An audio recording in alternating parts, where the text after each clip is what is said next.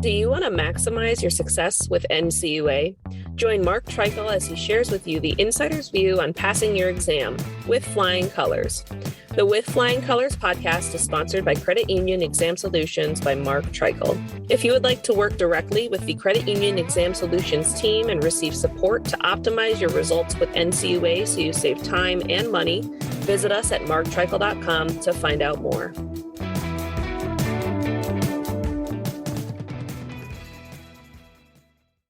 Hey, Mark Treichel, and this is a special edition of With Flying Colors, what I call a quick take. So the NCUA board meeting met today, May 26th. The meeting went for less than an hour, and that was because there was only one topic. It was the Share Insurance Fund briefing for March 31, 2022. A little bit of history on the Share Insurance Fund briefings. Anybody know when those may have started? Well, the answer to that was they started when Dennis Dollar was chairman. And that was about 20 years ago. There was a period of at least one board meeting where Dollar was the only board member. Debbie Matz and Joanne Johnson had not yet been appointed.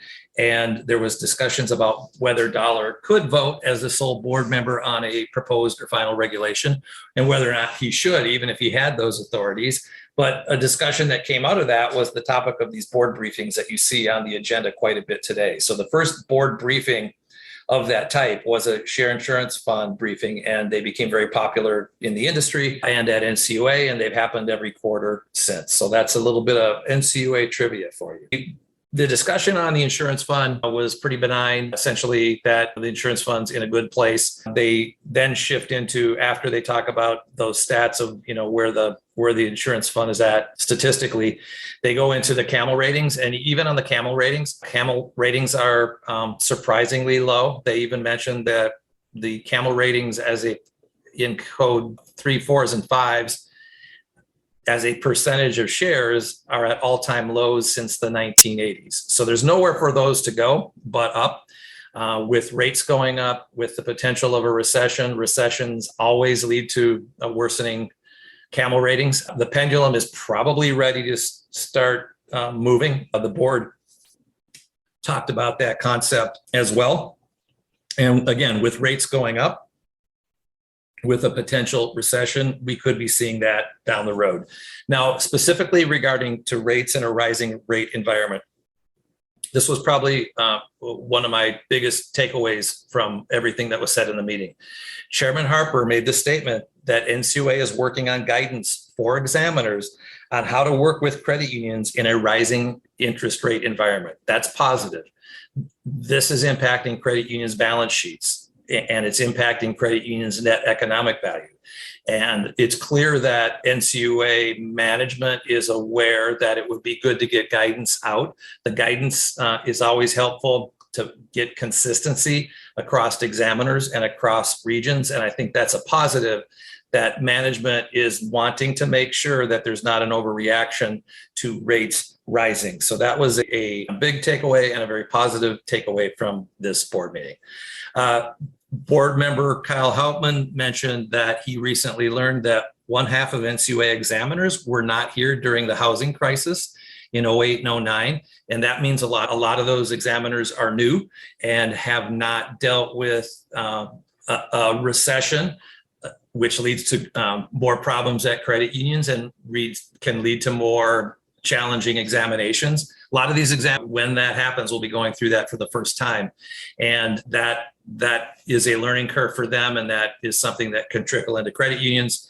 By the way, if that happens to you and you need any assistance with that, you can reach out to us here and pick our brain on how to mitigate any risk of having challenges from your examiner. All right. So the other thing that they talked about is NCUA is looking at their investment policy as it relates to the insurance fund, and that they're going to be moving out to a 10-year ladder, which makes sense from a 10,000 foot level. When rates go up, it makes a little bit more opportunity for NCUA to make a little bit longer term investments and capitalize on the fact that there's some earnings there, spread the ladder out so that the insurance fund makes a little bit more money because they have to hold a maturity. As they say, you cannot time the market. That was brought up by a couple or all three board members. They talked about the fact that the insurance fund cannot time the market. And if you try and time the market, you lose, but it's really not when you are an insurance fund and you have restrictions on what you can invest in, the reality is they can increase the ladder so that they can take advantage of where rates are now. And I think that's a wise move. They're going to be taking a look at their policy, and we'll brief the industry down the road if they're going to do anything else relative to that. There was a discussion about the fact that there are very few losses in credit unions right now. And a loss doesn't mean a credit union has lost money. A loss means NCUA had to pay funds to make a credit union go away. They referenced the fact that the losses that are occurring are in fraudulent type credit unions. They reference that they try and learn from that, whether the inspector general does a review of that and leads to guidance to NCUA saying, hey, this is why this fraud happened. You might want to tweak your exam procedures, or a region doing what they call a postmortem. But there's also a reference to the fact that NCUA is still mostly off-site, that once they go back on site more, there's the possibility that they will find more fraud. And I think it's more than a possibility. I think that's a reality, that there's no doubt situations that are being taken advantage of because of the offsite posture. That's just human nature. All right. Another general observation is, to me, that the board seems to be working together very well. The collegial nature of this discussion, although it wasn't a vote, you could tell that they're getting their sea legs. They're working together every month that they have together. You can tell that their meetings and their cooperation seems to be, in my opinion, at all-time highs.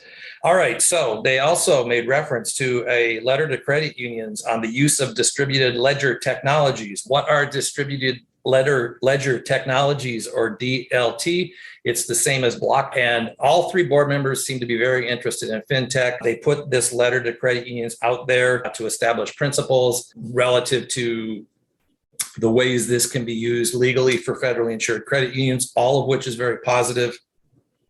And again, I see all three board members being very supportive, not positioning credit unions in a way that they can reasonably take care of opportunities in the infancy of all this new fintech.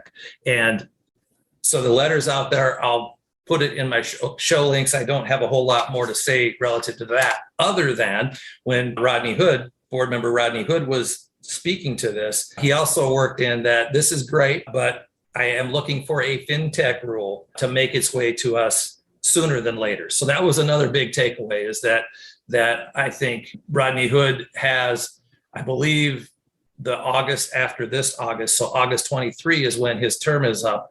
I think he's got some things on his to-do list that he'd like to see get done. And one of them, he put a marker out there, the fintech rule that he'd like to see to make it easier for credit unions to enter into the fintech arena.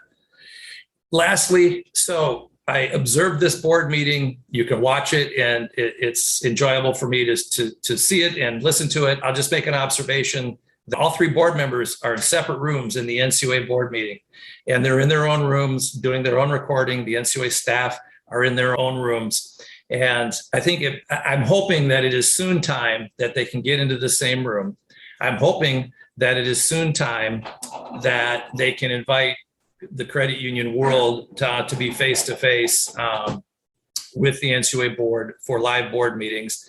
And in a world when we see that conferences are happening and staff are going out to these conferences, NCUA board members are going out to these conferences face-to-face, it makes me wonder why they still find a need to be in separate rooms for these meetings. And maybe after summer they'll come back. I don't know. But every board meeting, I'm hopeful that when I look, I'll see that they're back in the same room, and maybe that'll be June. All right, that's it. I hope you enjoyed this quick take, and I'm going to get this posted here quickly so that it's fresh as it relates to this board briefing. And hopefully also in June, maybe there'll be some other action items or other briefings that I can report out to you later next month. Thanks for your time. I appreciate you listening. And this is Mark Treichel signing off with Flying Colors.